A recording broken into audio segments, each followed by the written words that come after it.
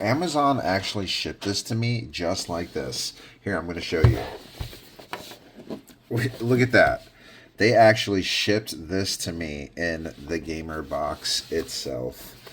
I was flabbergasted. First, kudos to actually getting it here, like without like physically being messed up. The fact that it got here as the shipping box and arrived in relatively decent shape, that was really surprising.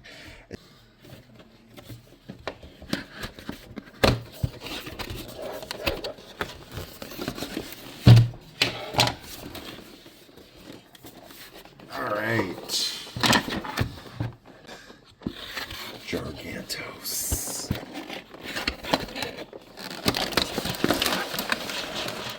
The hell?